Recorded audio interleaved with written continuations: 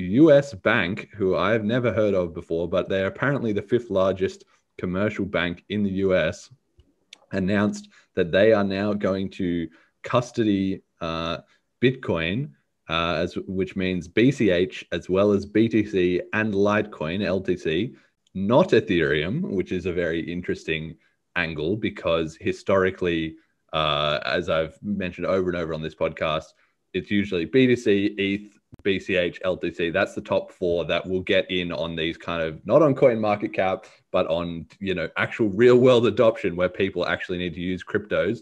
Those are the ones that are proven they have the staying power that a lot of people know and use, right?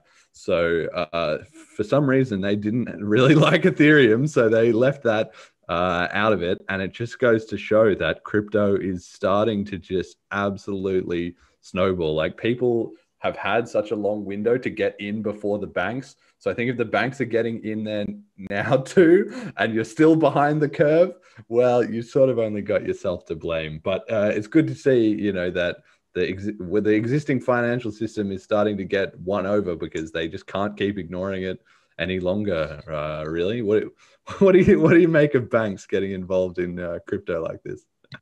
You say that that people had their chance and now they're only them to blame.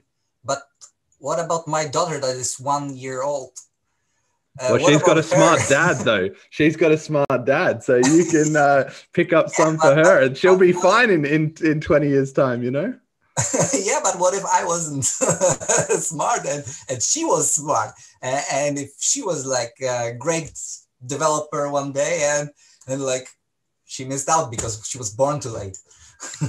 Well, I don't know. That's just, I mean, that is going to be an interesting dynamic as well that we haven't really, seen. It hasn't been around long enough, right? But as cryptocurrency goes on, we're going to see more and more kids brought up just in this system. Like, somebody made a post on Twitter that they said, it might have been Kim.com. He said something like, in 2030, kids are going to say, "What's a bank?" Right? Because they're just not even going to be familiar with that. If you think, if you're born today in 2021, by the time you are 9 years old in 2030, with the progress of crypto, like, the banks are going to be completely out of it, or they're going to be radically different from how they are today. And probably definitely you know, when you're 5 years old, you probably can't have a bank account or it's a huge hassle, but you can get traded some cryptocurrency very easily. So it will take off among the youth sort of thing. And as well, the fact that this bank is going to be custodying this crypto,